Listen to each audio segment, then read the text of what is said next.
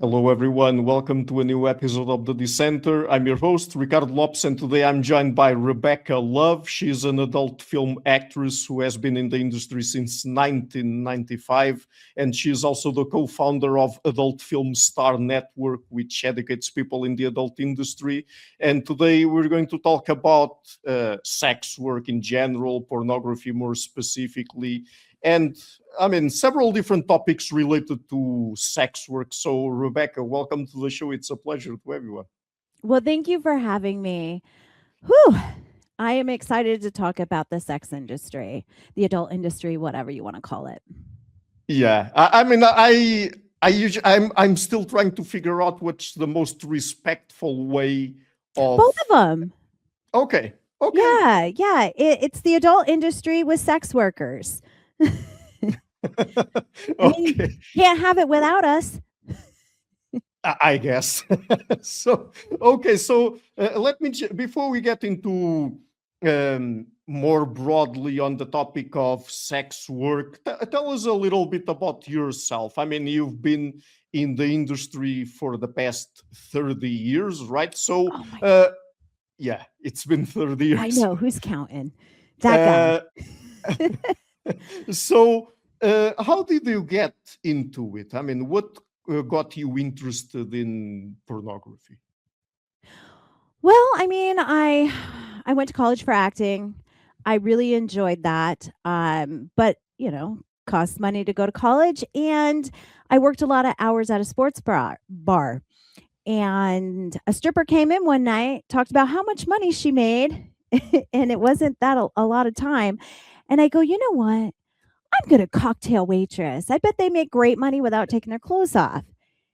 Well, it just snowballed from there because cocktail waitresses make great money, but strippers make even more.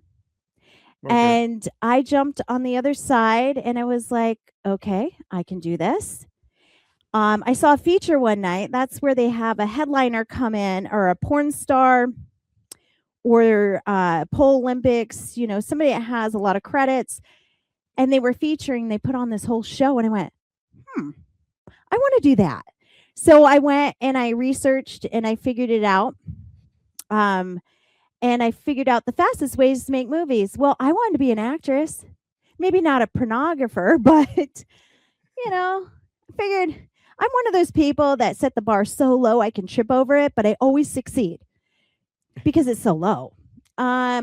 So I went out to LA. I booked a couple appointments with Playboy and Hustler, and they took me. And I also bought a book off Amazon, How to Be a Porn Star.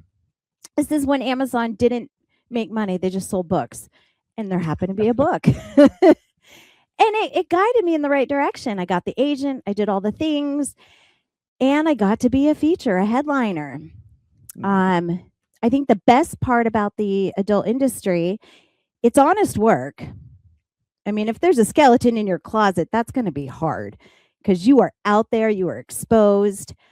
But technology, because I loved the internet and figuring things out. And technology is like my hobby. Like AI is on the thing now. And just a little bit ago, I'm watching coaching movies on teaching me more about the AI stuff, because I shoot movies in the metaverse where the avatars get naked and we put on storylines and all that. And when I say metaverse, I don't mean Facebook metaverse. Okay. I mean, yeah, an adult metaverse. And I go in there with my girlfriend and we shoot little clips and stuff for our OnlyFans. So I like when it evolves like that, because I get so bored fast that I'm waiting for the next train to leave the station so I can learn about it. Okay, so look, I'm very curious about this, and since you've been in the industry for so long, how do you look back at how it changed over the years? Because I guess that in the 90s, there were still VHS tapes, and then there were DVDs, and then in the 2000s or somewhere around that, perhaps in some countries earlier in the late 1990s, the porn basically went online, and now you have platforms like OnlyFans and others where performers can create their own content and set their own prices and so on. So how do you look at how the pornographic industry has changed over the past 30 something years? I love it. I love it. I get to run my own shit. I get to be my own pimp. I'm in control of my body and my wares, and the inventory is pretty good. But if something happens to me, I get it. I really need my AI Rebecca 2.0 because I want to retire on the beach with my pina colada while that bitch is running shit for me. But in the 90s and the early 2000s, pornography in the movies and Playboy, VCA, Wicked, Vivid, those were good stepping stones to market your wares and build up your rate and your value. So I used the movies as a marketing platform for me because I needed those credits to feature. But the better the credits and more, and people recognize me, the higher the rate I could go. Yeah. So more of a demand. That's why I use them. But when the internet was around in the late 90s and I was using it. It was 25 frames per minute, but I was using it. Yeah. And I've been webcamming for at least 25 years, early 2000s. I've been webcamming, and that's changed a lot. And I still webcam. So not only do I do the fan sites, the webcamming, phone, because phone doesn't go away.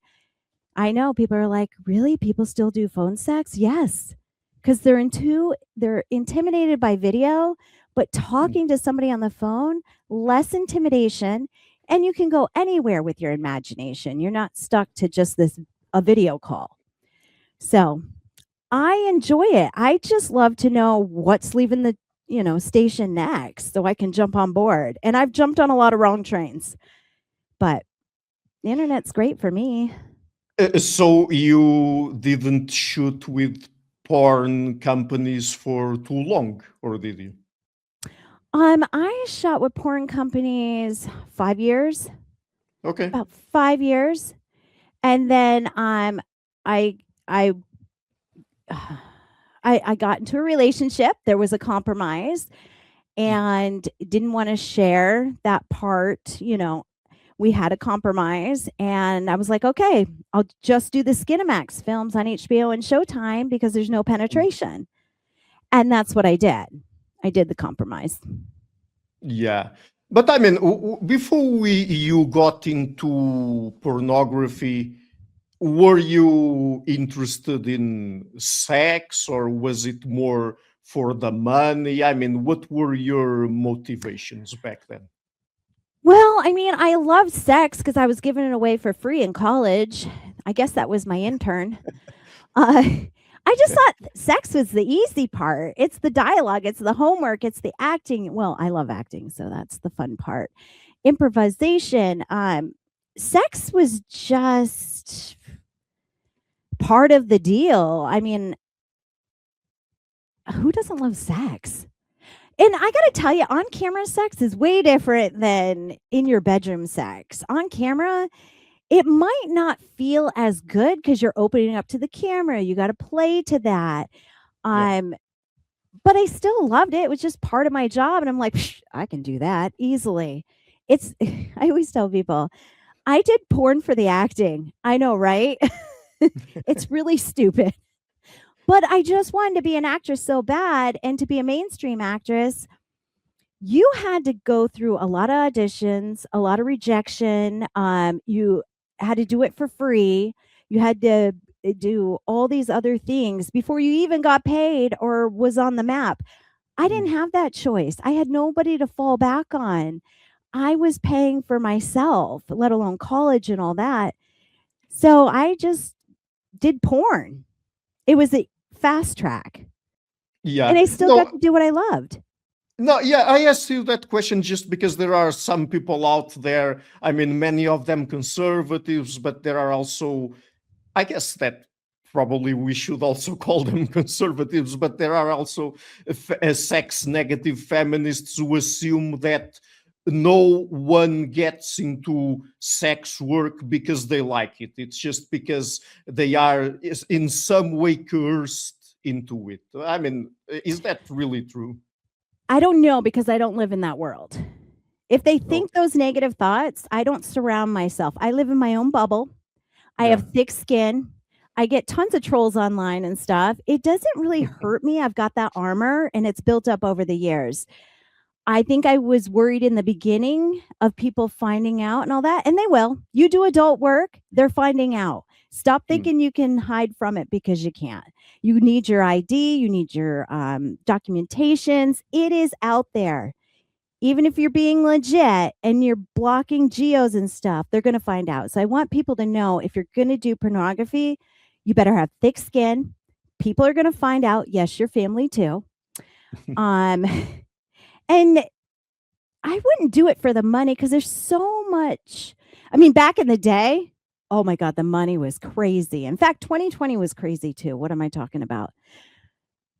But there's other jobs that you can do without selling your soul to the devil. And when I say that, I mean, you really got to fight for, you really got to preach how much you love this job because people will bring you down with the negativity and think that you were sexually, what's the word I'm looking for? Uh, assaulted or Oh, yeah, I think you're referring to those common assumptions that people make about porn actresses and sex workers more generally, where they say that or they assume that because they got into that kind of work or job that they must have been the victims of sexual abuse, or perhaps they grew up in a fatherless home, or they were neglected in some way. I mean, those are the kinds of narratives that you're pointing to, right? right. Okay, I might have daddy issues, but I have a really good dad that I picked out. I'm I I was never sexually assaulted or any of those things. I just don't think sex is a bad thing. In fact, I think I was born in the wrong era, or maybe I was born in the right era because I can charge fully with this positive note. I feel like there's a freedom in it, and it's my choice if I want to do it. It's all about consent. And if you have my Mm-hmm. consent, it's going to be a beautiful experience. Not all are beautiful experiences. It just means I won't work with you again. Uh, I don't have. I mean, I've heard the horror stories at the casting couch with listen, ladies and men, there is no fucking casting couch. And if they make you audition, get the fuck out of there. They're not legit. And you let everybody else know because we'll have your back. With social media today, you cannot hide behind that casting couch. Bad behavior is bad behavior. I find it very professional and I can run my own business, my own body. I got it under control. It's a Yeah, business. and the thing is, because and this is a very dangerous assumption for people to make for several reasons, and we can get into it, I guess. But when people assume that pornography always entails non-consensual sex, I mean that's actually wrong, right? I mean, pornography is always about consensual sex, correct? I mean, if we're talking about non-consensual sex, it's basically rape, sex trafficking, things It's like probably that. the dark it's probably the dark web. Yeah. Cuz with pornography, you have to get tested, means you're STD free. You Hmm. have to you have to fill out all the paperwork on camera. You have Yeah. to tell them if you're under the influence of anything. You're not going to shoot that day if you are. Mm. Uh it's so business oriented. I don't know how when I got into the business, we were testing, we were filling out all the paperwork. I think there's even more paperwork now, save a tree. Uh, and you can ask people, like you can go on social media and say, is this a legit company? Are they okay? You can ask for references. I think it's safe as long as you do your research. Hmm. And what would you say are perhaps the pros and cons of sex work that, for example, you would tell, I don't know, an 18-year-old, a 19-year-old girl if she told you that she was thinking about getting into it? No, she's a teen. It's all in the name. 18, 19. I think you should be a little bit older. Only Mm, and look, I got in at 19, okay? So I just when you're going to do this job, it's forever okay. on your record, on your Yeah. resume. You have to go against society because society is going to put you in a category. We talked about it earlier. And if you don't have that thick skin, oh, your mental health, I mean, it's not worth it. What I would say is do your research. You can do your research at 18, 19, 20, 21. Do your research. In the meantime, go learn a skill, go learn a trade, go to college, get some life under your belt. Go hiking in Europe. I don't give a shit.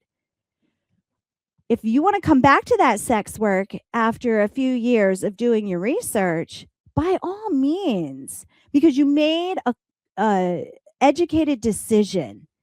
Because if you just get into it for the money, because you're, let's just say, desperate for money and you want it, and it's going to rain, you know, you want to turn that umbrella upside down and catch all the monies. Well, don't do it because of that. Mm. Don't do it because you're in a pickle, because you might regret what you've done and it will affect your life. Like, I can't go be a teacher. I can't do certain jobs because they're going to check my background. I'm an HR issue, sexual Yeah. harassment issue. They're not going to hire me. So get all your ducks in a row before you make that. And it's life changing.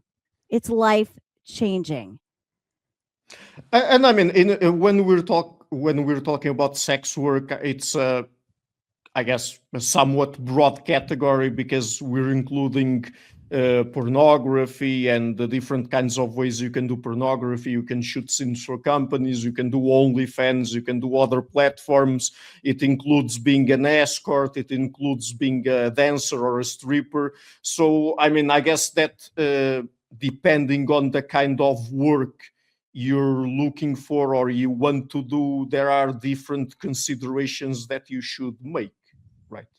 I think sex worker. I've done my research. Let's see. I did phone sex, Mm-hmm. internet, pornography, worked at a brothel for a little bit, escorted. Let's see. What else have I done? Uh, well, the internet stuff. I mean, if you name it, I didn't street walk. I can tell you that. I didn't do that. But I dipped my toe in going, "Ooh, what's this? Ooh, what's this?" And I just figured out what works for me. But like I said, I'm a free spirit. Like, I Mm. don't think of sex in a negative way. Yeah. I just embrace it like it's the 1960s and I'm going to Woodstock. By the way, let's talk a little bit more about that because it's interesting in society. I mean, I don't want to say all societies in all times because that's actually I don't think that's actually true. But in this the kind of societies we live in, people tend to associate many negative things with sex, and then there's those takes from more conservative people where they say that sex is just you should only have sex when you are in a relationship or when you are married, and you should reproduce and so on and so forth. I mean, in your mind, where do you think that these negative ideas that people attach to sex come from? I mean, it's how they're raised. You're going to have that. Mhm. Society, your environment. You just have to break free from those. And what do you want? Do you want monogamous? Do you want polygamy? Do Mhm. you want to be promiscuous? Do you just want to wait for marriage? What works for you? How are you going to live with yourself? Do you want all those adventures in sex? Or do you go, it's not that big of a deal? So it just depends on the individual. As long as you're not harming anyone, I say go for what you want. Don't let somebody else tell you what's right or wrong. Yeah. And so, I mean, what do you think that sex workers actually need from society and from politicians? Because it's interesting that people, many times, they don't even talk. They don't care to talk with sex workers to Mm. ask them their opinion, to ask them what they really need and want, how they want to be treated, and if they really want sex work to be legalized or decriminalized or any other form of legal approach to it. So, I mean, what do you think that you as a sex worker and other sex workers need from the rest of society and politicians? I really don't think it's going to change. I think prostitutes are going to be, or sex workers are going to be an outcast no matter what you do. Um, Mm. what do they need to do? They need to make it legit, safe. I mean, in Nevada, we have brothels that are legal. Mhm. Do I think they should take 50%? Do I think no, no. I think the sex workers should make the majority of the money. Mm. And then you get a little cutback from that if you're the establishment. I like it where they get tested just like porn stars and stuff. In fact, if a porn star goes to a brothel, she's got to get tested again because it doesn't go over, and vice versa, which I love. Porn stars and sex workers that get tested, like the brothels and stuff, they always have a battle back. And I go, you know what? You both are getting tested, okay? You both are doing safe choices. So I love that. Let's not go against each other. Let's celebrate and unite. And I think sex workers from all industries, there should be no level, all industries from streetwalker all the way down to selling phone sex, maybe even a Victoria's Secret model because she's selling sex. Come on now. We don't buy the lingerie, for comfort. So Yeah. so I think there should be a united platform, union, healthcare, things set up so we have somewhere to go instead of being blacklisted and we have to go underground. But do I think that's going to happen? Is it going to change? I'm sorry, I don't think so. What do you reply, or what would you reply to people who are so conservative and have such a negative view of pornography and sex work that they say that uh, if they were to decide, it would just be banned? I mean, do you think that that would solve even the issues they supposedly care about?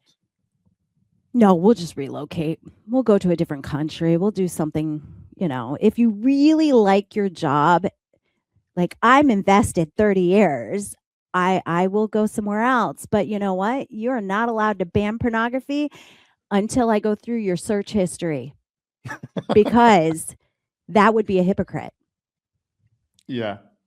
So, It's funny that you say that because actually, Pornhub every year releases their data for their statistics for that year. And they've already done that for 2025, and there's some funny stuff there. But one of the things that are really interesting is that the red states in the US are some of the highest consumers of pornography. So, I right? mean, Tell me I can't. Tell me I can't, and I'll find a way I can. That's how it works. It's like teenagers, right? Tell me I can't do it because I will figure it the fuck out. I know your Playboys back in the day. I don't think there's Playboys anymore underneath the bed. We'll find your VHS tape. So tell me I can't, and I'll show you I will. Yeah. But do you think that sex work, I guess that you've already at least partially answered this question, but do you think that sex work is for anyone in terms of the traits that a sex worker should have to really like what they're doing and to be successful doing it and to not suffer, I mean, very dire psychological consequences from it? I mean, what do you think are the traits that sex workers should have to have a healthy uh, take or to deal with pornography or other kinds of sex work in a healthy way? Well, I think you should like sex. If you don't like it, I don't think you should do it because you're just going to Hmm. hate your job. Yeah. I think that you should stay creative and not just do what you think is like the best seller. Do something that you enjoy and put your little twist on it. Um, don't shoot constantly. Take breaks. Do vacations. Don't film 30 minutes. Nobody has that attention span. Chop that sucker up into like 3 minutes here and there because come on now, we don't even watch TikTok videos that are 10 minutes. All right. I want you to focus on things that you really love. If you don't like shooting customs, put a surplus on it and charge even more. So when you do get the custom, you're like, fuck yeah, put a fire under my ass. And you put your twist on it so you love it. If you need therapy or mental health or need to talk to somebody, either find a peer and bond with your friends, like build your community. Here in Nevada, here in Las Vegas, I have a very beautiful community that we get together for Thanksgiving and holidays and barbecues, and they're the adult industry. In fact, I tell people, I go, this is where everybody comes to die. This is like our Sun City here in Las Vegas. Come on, join us. Find that community. It can be online, it could be in present. Therapy, find a sexual therapist or somebody that's been in the industry or at least advocates for us, because you don't want to go with a negative Nelly that we talked about earlier and have them downing everything that you do. Somebody that's sex positive. There's pineapple support out there if you need it, which will help. That's online and at conventions. And you got to have thick skin. But who gives a shit what those people say? Do you feel good about your job? Because if you don't, it's time to change. You shouldn't be in this. If you can't find what you love about it, get the fuck out. It's just not for you, which is not a bad thing. You know, I guess that's what I would say. And find tons of tools out there that'll help you get through it a lot easier. And then instead of doing it all on your own, because there's plenty of courses out there, podcasts, YouTube videos, you name it. I even have one out there. Besides Adult Film Star Network, I have My Creative Beaver that'll keep you nice and creative. And it goes through all my adult content creations and business guidance. Yeah, I will ask you about the Adult Film Star Network toward the end of our conversation. But I mean, it's one interesting thing that you said there and reminded me of sort of another thing is that you said that people should perhaps shoot shorter scenes. And that reminded me of the fact that if you look at porn movies from the 80s, the 90s, I mean, it would be perhaps a 75, 80-minute movie, but the scenes were like 7 minutes, 9 minutes, 10 minutes, 13 minutes. I mean, and not beyond that. So I mean, I find it funny that nowadays, and I guess since the 2000s or even a bit earlier than that, it's like sometimes 30 minutes, 40 minutes. That blows my mind. I've never done a 30-minute scene. I mean, unless you're talking about the dialogue and all that. I Yeah. mean, it was like you do 7 minutes of oral, 7 minutes of fuck position 1, 2, 3, and then they're going to edit it down to like, I don't know, 15 in the Yeah. 90s. Yeah, I mean, but what do you think about that? Why do you think? I mean, I don't know if you know why that happened, but why do you think that over time apparently scenes became longer? No, I think scenes became shorter now. Well, I don't know about the pornography, but I know about the fan base sites because Yeah, we are constantly getting information in short form. So I yeah, think that's why it's shorter now, especially with the fan base. But okay. when somebody comes onto scene and shoots 30 minutes, I think they're just not educated.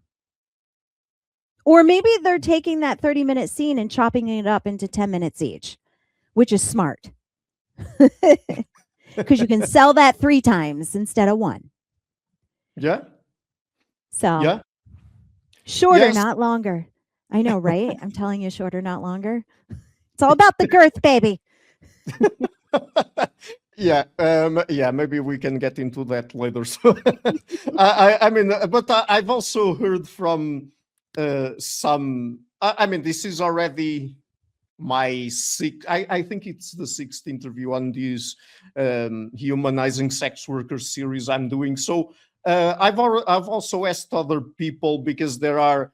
Uh, okay, I've talked about the feminists, and of course, not all feminists are sex negative. There are also sex positive feminists, feminists who defend porn actresses and actors, and who defend sex workers in general and think that sex work is a legit activity. So, and some of them say that sex work can even be empowering. I mean, do you agree with that?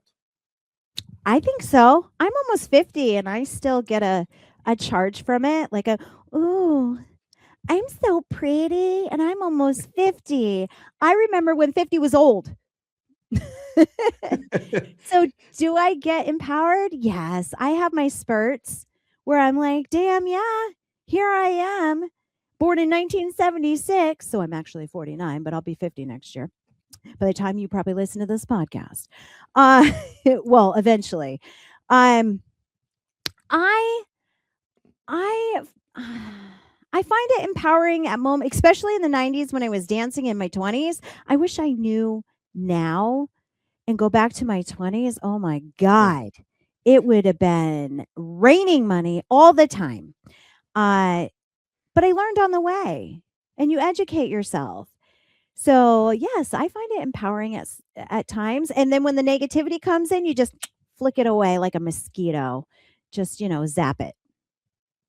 But do you think that over these 30 years that you've been in sex work, have you noticed any changes in society as to how people approach sex workers? I mean, in terms of, for example, the social stigma, do you think that it has improved at all or not? No.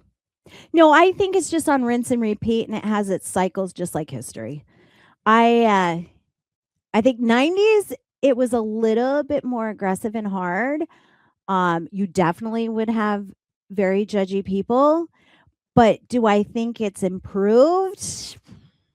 Mm, I don't think it's improved that much. I mean, look at all the states that are banning pornography. Yeah. That I can't even broadcast from North Carolina if I was a webcam model because they blocked it even if you use a VPN. So do I think it's getting better? Fuck no. I don't. I think it's rinse and repeat. I chose to play in that playground and I have to deal with the consequences. I just figure out how to get around it. Do you think that, I mean, do you see lots of hypocrisy coming from people? I mean, do you see that perhaps there are many people out there who might, for example, send DMs to sex workers, porn stars, and so on, but if people ask them on the street and in their personal life, they say they are against sex work? Yeah, there's a lot of there's so much. I remember this one time I was on LinkedIn when sex workers actually were on LinkedIn putting their resumes and this guy contacted me with his penis. I mean, it was just boom right in my face and I'm like, "Oh, I'm sorry, honey, but do you realize I see where you work everywhere? Like I could really fuck up your life right now." I wouldn't because I'm not that person, but I'm like, "What are you doing, baby? Stop thinking with that head right away." So I like to educate, especially on webcam. When somebody approaches me aggressively or whatever, I give them a teachable moment.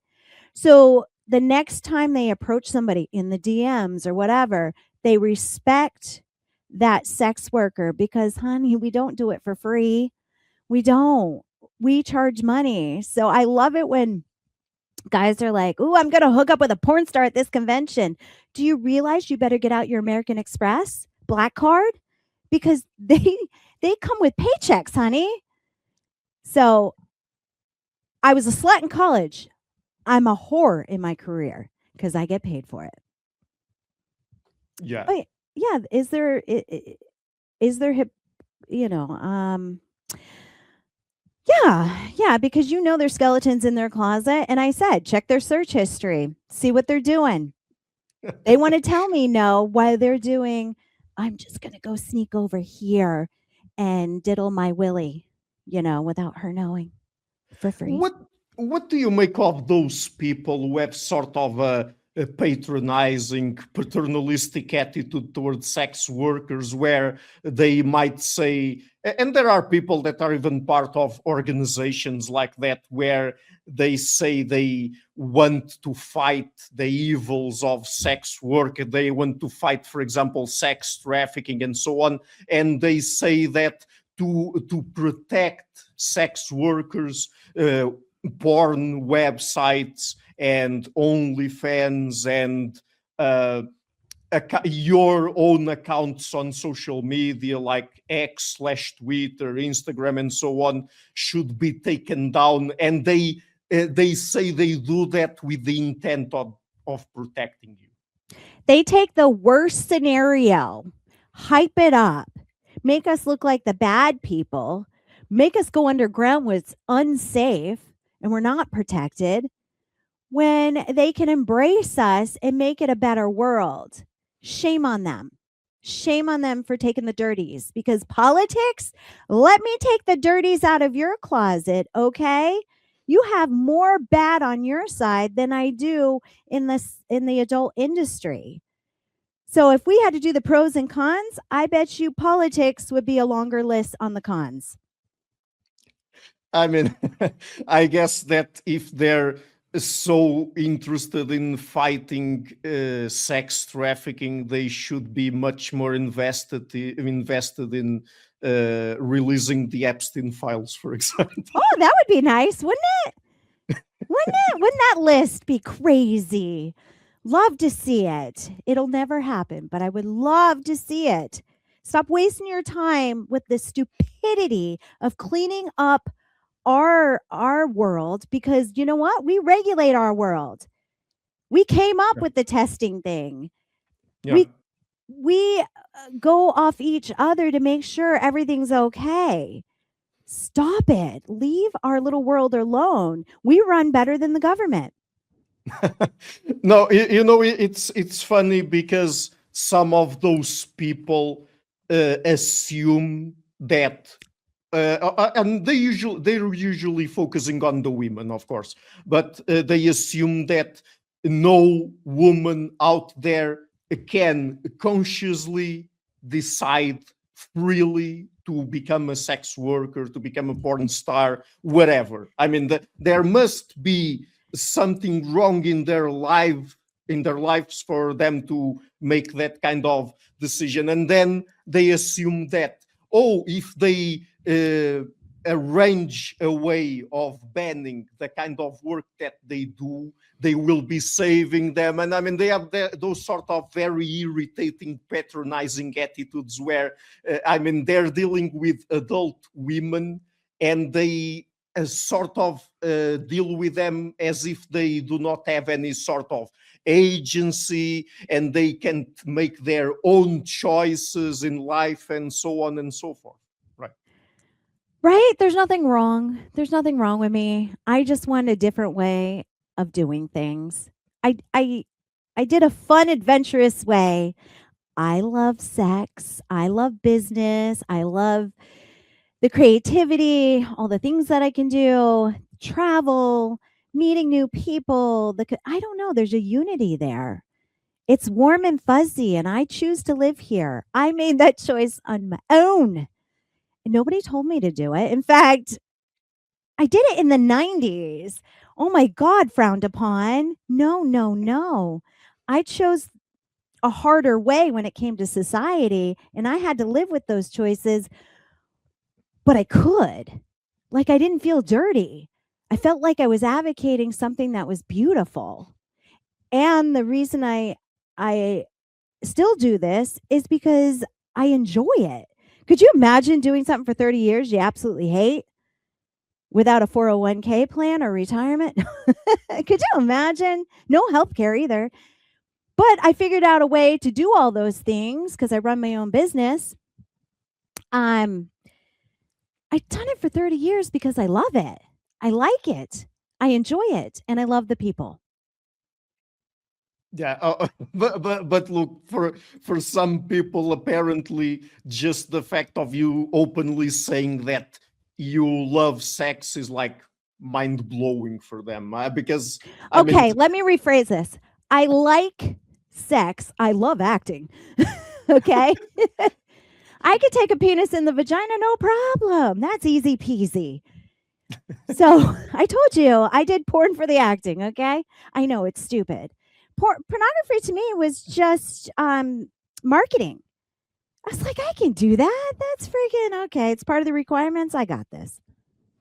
yeah, there are several reasons why I decided to do this or to start this series on my channel and podcast that I called Humanizing Sex Workers. Not just for people who have some sort of a prejudice against sex workers in general, to really, to be another voice in getting people into direct or I mean, in this case, indirect, I guess, but contact with sex workers for them to know them better and to really realize that you are human beings like any of us. So, but the other main reason was that, I mean, it really pisses me off that people are so patronizing and they make these kinds of assumptions about sex workers without even ever have talked with any of you.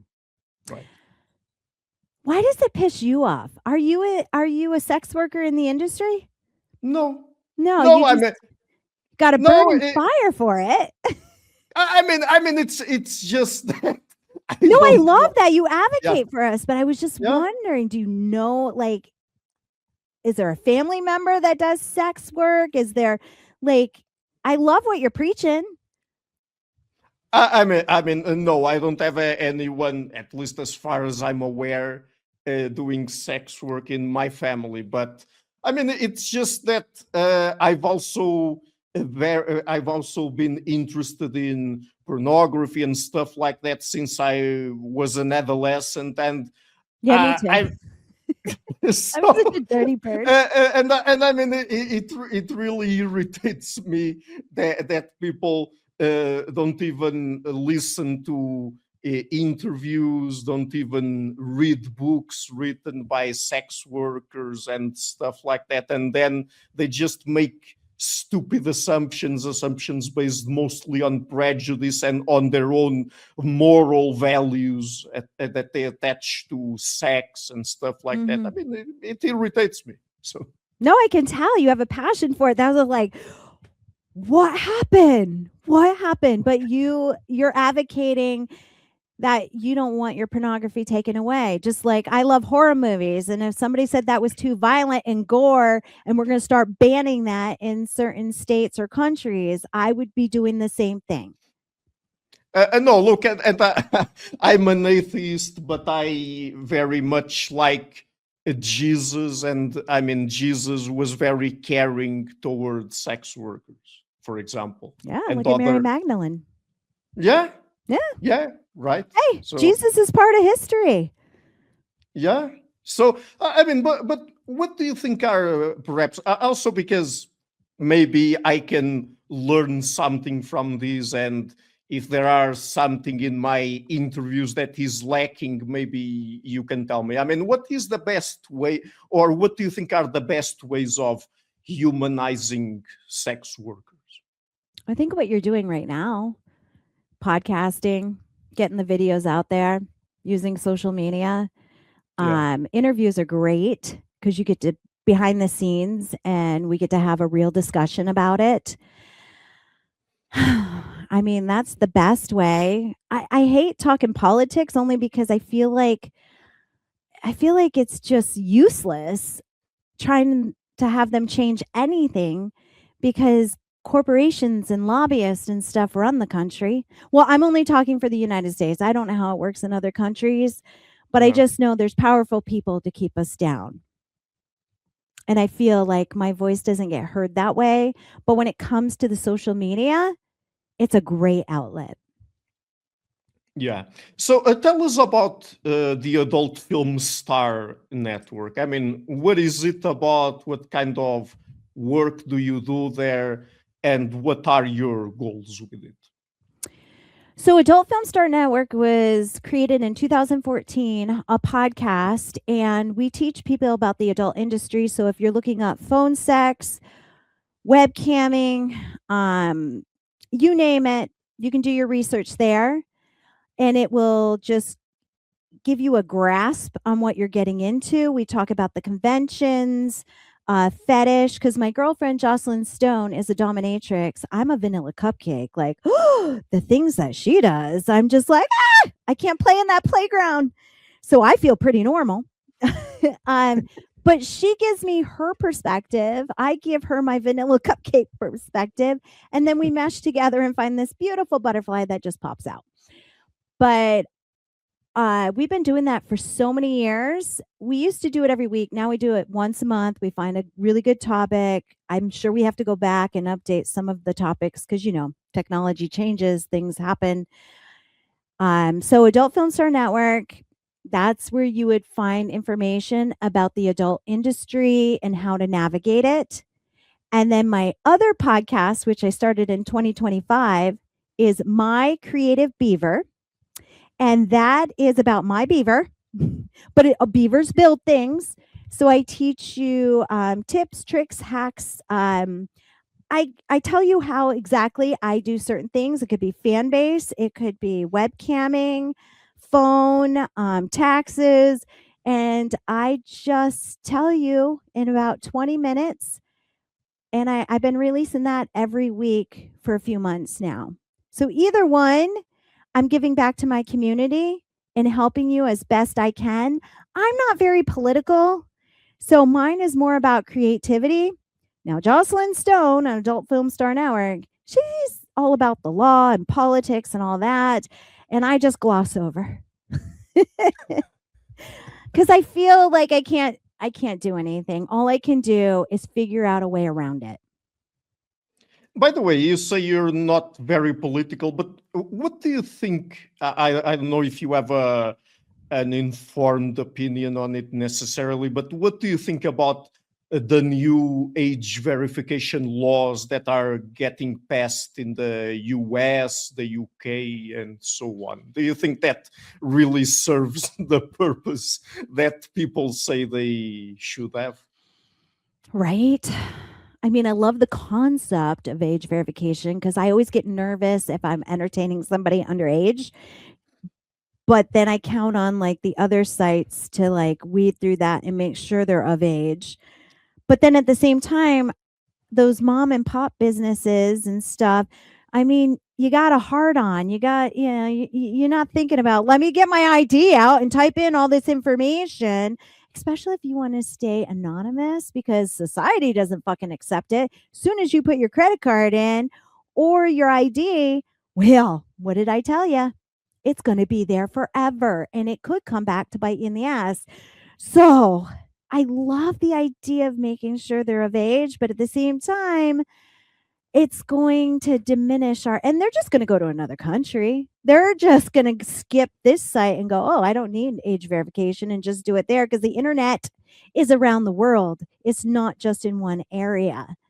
So it's Yeah, a tough one. I mean you can visit websites from all over the world, right? So Mm-hmm. just say just Right? saying just saying, and I mean I guess I'm also not very comfortable with the idea of the government collecting that kind of data from its Right? yeah. Right? Okay. So I get the age verification thing on the idea of consent and making sure they're of legal age, but at the same time, I agree with you. They're getting into our business. Stop it. Stop it. Get your nose out of there because you can't even run a government. All right. You can't even run a country. And now you want to dip your toes over here? You ain't solving any problems. You're just making shit go underground. That's all you're doing. And before they did this age verification thing and all that, if I felt uncomfortable or if I thought somebody was underage or whatever, I would just ask them flat out, how old are you? What year were you born? Send your ID. It could be by email, whatever. It depends on what I was doing. So I was already doing it myself in certain situations when I felt, this is a little off. Let me just double check. So, I mean, let me ask you now to get into a sort of another topic. Do you think that pornography and sex work more generally, but specifically pornography, can play a role in sex education at all? Or do you think that should be left for sex education at school or some other mediums? yeah, school's great at teaching. No. Especially nowadays, right? Gosh, should pornography teach sex education? God, I feel like pornography is glamorized because I ain't doing a pile driver in my bedroom, okay? I feel like it should be left to sex educators, but nowadays you can do everything online. Should a child and a teenager know this? Yes. Go out there, find the right course or coach. Forget the schools because schools are fucked up. I mean, they're not even, teachers don't get paid enough. There's not enough money. And, Yeah. find a course that everybody's using and make sure it's got great reviews, legit reviews, and have your child watch that because it would be awkward as a parent. Because think about it. Oh, God, mom and dad are teaching me. Blech. But you can go secluded into your bedroom and make sure that they watch this video or download the course and teach them online that way in the privacy of your own home. You can even regulate it, leave the door open and make sure they're watching it. Education is your best ammunition. It will educate you. It'll make you stay safe. You'll use the condoms. You'll get tested. You'll figure it out a lot easier with the education than hiding it away from your child because they're going to find out. Look how we found out. Oh, we know where things go. So I asked you earlier about the empowerment. I mean, do you think that sex work can also contribute to people caring more about female sexual pleasure in any way? They don't. I don't think that many people out there care about that. After 40. No, I know it's about ejaculation mostly on pornography, but that's only because who's buying the porn? Who's our customers? I'm going to say 90% are men. Yeah. Fuck that. 99% are men. That's what you're catering for, your market. Well, yeah. but you know what? Maybe that's more of a cultural issue than people tend to think about, because in the earliest data coming from Pornhub from 2025, right now, at least in the US, if I remember correctly, I'm not sure about other countries or if it's the average across countries, but there are 38% of watchers are women now. Yeah, we watch gay porn. Just to let you guys know. That's what we watch because that's what I'm pulling up on my browser. I don't know. There's something about two men I freaking love.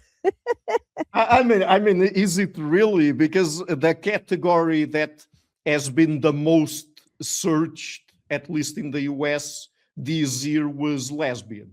So lesbian?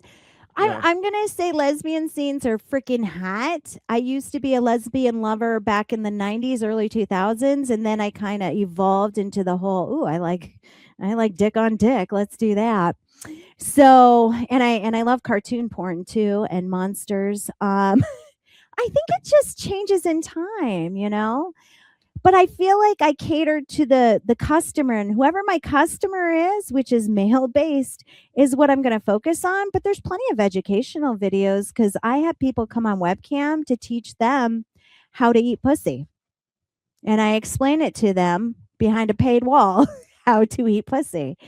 So I think there's women, men looking up how to please their partner, but I feel like that's been around for ages. Like you could buy a book and it would teach you too. But it's quite interesting. I mean, I asked you about if pornography can play a role in sex education, so I guess that's also somewhat of an answer to it. But I find it interesting that people would pay for you to teach them how to perform oral sex on women, but they are not willing to admit openly that they're interested in that because there's still that sort of idea that it's not very manly to do that. What, to eat pussy? Yeah. Who doesn't eat pussy? I wouldn't even talk. That should be the first question on a date, right? You're sipping your coffee, like, okay, so do you eat pussy? Because I saw dick. I mean, who doesn't eat pussy? And if you're listening to this and don't eat pussy, shame on you. Now go download a course on how to eat pussy. Who doesn't do that? I'm sorry. I mean, but you're aware of the fact that in the US and other countries, of course, but in the US particularly, I mean, I've watched. No, you're blowing my mind right now. No, but wait a minute. Wait a minute. I'm listening. For a long time, I'm not sure about now in the 2020s, but for a long time in the US, oral sex, and I mean, in both directions, not just oral sex on women, was frowned upon, and it was called sodomy. So it was? Yeah. I wasn't born in that era. No, because what did I tell you about living in my freaking peaceful bubble of glitters and rainbows? Okay. No, I mean, if it was frowned upon, I wasn't part of that generation. So I was part of the generation of slut shaming, sure, where if you slept with too many guys, you're a slut. But if a guy slept with so many girls, he's a stud. I guess that's still part of our culture. Yeah. Yeah. I don't live there. I guess I separate myself. This is why I probably can do adult pornography and all that stuff, because I don't live there. I can't wrap my brain around it. If you believe that in all the ignorance, then you go, buddy. I'm just not going to live there. I mean, I guess that's the reason why I'm probably very irritated when talking about these things, because I am constantly exposed to this kind of BS. So, you know. But I think you like the debate. I think you enjoy the debate. Like you come across that negative person and you want to give them all these beautiful facts. Yeah. Yeah, come on, you know it. I think if somebody came to me as a negative person, I would listen and I would take that information in and I would try to politely say in my own stories and make it more relatable so they can have a different perspective.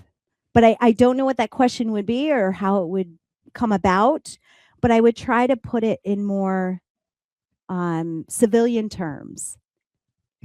Civilian term. What does that mean? I mean, give us an example of those civilian terms. I wouldn't give him the porn star version. I would have to have the right question, like if they said, let's see, pornography is evil or exploited. Thank you. Exploited. That's a good one. And they went on this whole thing to me. I would just tell them, did you watch Die Hard? Or let's see, did you watch Friday the 13th? Maybe a horror movie, something violent, or a game. And do you play those? Do you watch those?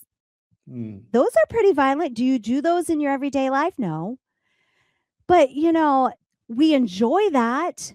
Why can't we enjoy sex? It's a beautiful thing, especially when it's consenting adults.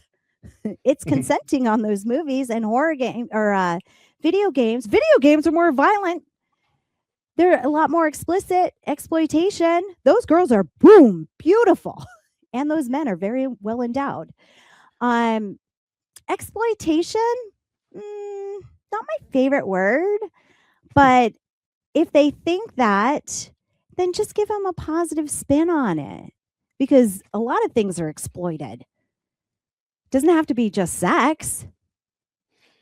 Yeah, you know what? It's interesting that some of those people, as we've already mentioned before in our conversation, some of those people who say they care so much about protecting women, protecting sex workers, but then at the same time, they are the first ones to condemn them and abuse them and call them names and call them slut and whore and this and that, and accusing them of sexualizing society and promoting decadence and degeneracy. And I mean, come on, really?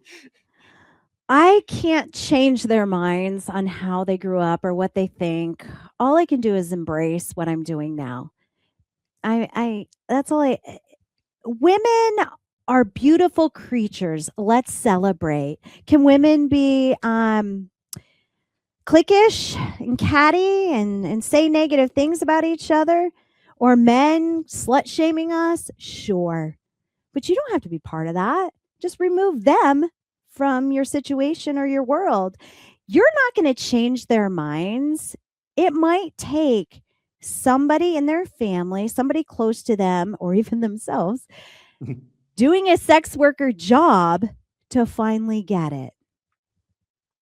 Yeah, I guess so. But I mean, I think that also one of the reasons why sex work bothers so many people so much is that at the end of the day, even though many of them wouldn't admit it openly or wouldn't say that openly, at the end of the day, what they really want and what really bothers them is that they want to have control over women's sexuality. So you want to be my pimp? You want control over my body? You want to tell me how I can sell myself? No, because you should only have sex within marriage, and you should only have sex Lordy. you should only have procreative sex. You can't just but have what if sex you for can't? fun. So what if you're married and you can't have kids? It means you can't have sex?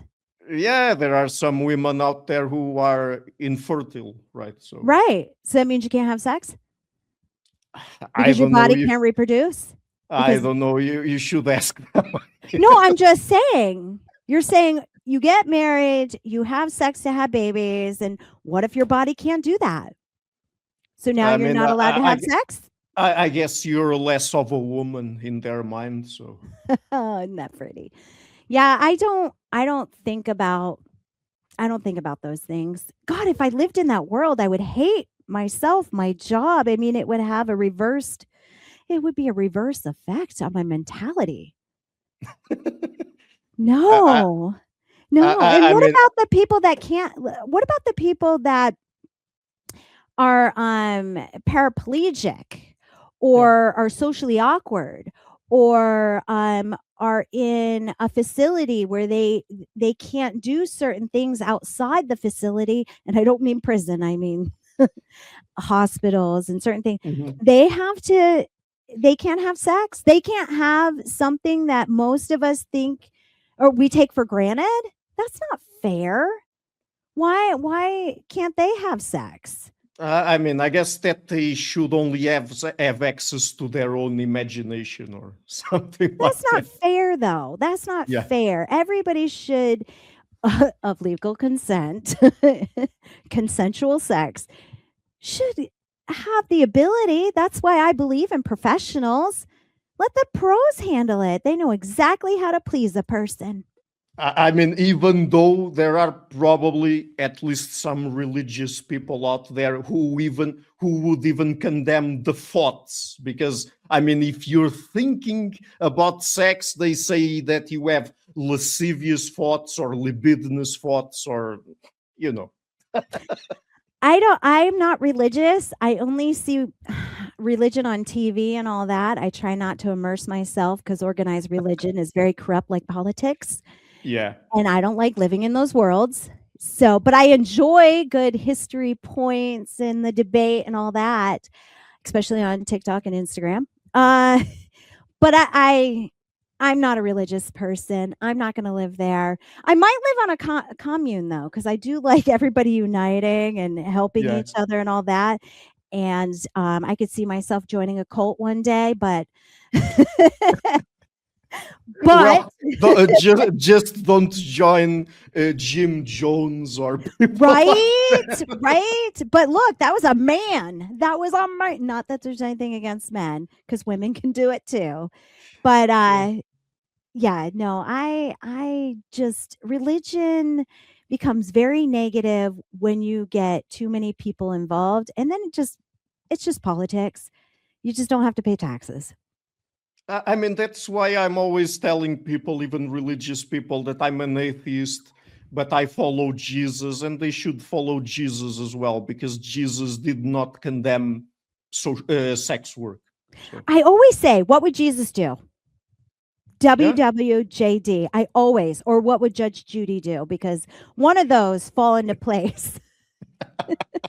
okay, so look, let me just ask you one last question then. Sure. And again, addressing what we've already talked about, when there are people out there, like people associated with organizations that want to take down porn sites and want to ban pornography, and sex negative feminists that say, oh, we should save those poor female sex workers because they're all being exploited and objectified and this and that. I mean, as a sex worker, what would you tell them? What would you like them to know? I mean, do you need any saving, or? Do I look like I need saving? No, I don't need saving. What would I tell them? Unless you walked a mile in my shoes, you have no idea where I'm coming from. Yeah. So I would say educate yourself, listen to us, not just the negative, because there's plenty of negative out there that people had a bad experience. Sure. Yeah. Or they had a bad experience and they found Jesus and, all that. Well, listen to the ones that have had good ones and turned it into a career. Because I didn't think this was going to be a career, but I found the business in it. And I was like, this is great. Let me run with this. So I need you to look at both aspects. I don't need saving, but some people do. So point them in the right direction so they can get the help that they need. Great. So where can people find you on the internet, and tell us about your podcasts a little bit more, and where people can find them as well? I'm going to make it super simple for you guys. It's just my name. I've had it for 30 years. Rebecca Love, 1B2Cs.com. RebeccaLove.com. It has all my shit, from the podcast to OnlyFans to webcamming. That's all you need to know is my name. Say my name, say my name. That's it. Awesome. So, Rebecca, thank you so much for coming on the show. It's been really fun to talk with you. Well, thank you, Ricardo. I enjoyed my time with you, and it went by so fucking fast. Hi guys, thank you for watching this interview until the end. If you liked it, please share it, leave a like and hit the subscription button. This show is brought to you by Enlights, learning and development done differently. Check their website at enlights.com, and also please consider supporting the show on Patreon or PayPal. I would also like to give a huge thank you to my main patrons and PayPal supporters: Per-Ergo Larsen, Jerry Mullerens, Frederick Sunda, Bernardo Seixas, Olaf Alex, Adam Kessel, Matthew Whittingbird, Arno Wolf, Tim Hollis, Eric Alenia, John Connors, Philip Forrest Connolly, Dan Demetri, Robert Windiger, Rui Inácio, Zup, Marco Neves, Colin Holbrook, Phil Kavanagh, Michael Stormir, Samuel André, Francis Ford, Tiago Nunes, Fergal Cossen, Hal Herzog, Nuno Machado, Jonathan Labyrinth, João Linhares, Stantanti, Samuel Correia, Eric Hines, Mark Smith, João Leira, Tom Hummel, Sardas France, David Sloan Wilson, Yacila Dez Araújo, Romain Roach, Diego Londonho Correia, Yannick Punter, Dana Rusmani, Charlotte Bliss, Nicole Barbaro, Adam Hunt, Pavlo Stasevski, Nelek Bach, Guy Madison, Gary G. Allman, Sam Afzal, Adrian Yeager, Paul Tolentino, João Barbosa, Julian Price, Edward Hall, Edin Bronner, Douglas Fry, Franca Bortolotti, Gabriel Pontes Cortez, Ursula Litsky, Scott, Zachary Fish, Tim Duffy, Sonny Smith, John Wiseman, Daniel Friedman, William Buckner, Paul George Arnaud, Luke Loaki, Georgios Theophanes, Chris Williamson, Peter Wolozin, David Williams, Diogo Costa, Anton Erickson, Charles Murray, Alex Shaw, Maury Martinez, Coralie Chevalier, Bangalore Atheists, Larry D. Lee Jr., Old Erringbone, Sterry, Michael Bailey, Dan Sperber, Robert Grassi, Igor N., Jeff McMahon, Jake Zool, Barnabas Radix, Mark Campbell, Thomas Dovner, Luke Nissen, Chris Story, Kimberly Johnson, Benjamin Galbert, Jessica Nowicki, Linda Brandon, Nicholas Carlson, Ismael Benzliman, George Coriatis, Valentin Steinman, Per Crowley, Kate Van Goller, Alexander Hubbard, Liam Dunaway, BR, Masood Ali Mohammadi, Perpendicular, Jonas Hertner, Ursula Goodenough, Gregory Hastings, David Pinsoff, Sean Nelson, Mike Lavigne, and Dios Necht. A special thanks to my producers, Isar Webb, Jim Frank, Lucas Stafiniak, Tom Vanagdam, Bernard Ugni, Curtis Dixon, Benedict Mueller, Thomas Trumbull, Catherine and Patrick Tobin, John Carlo Montenegro, Alnick Ortiz, and Nick Golden, and to my executive producers, Matthew Lavender, Sergio Quadriano, Bogdan Kanivets, and Rosie. Thank you for all.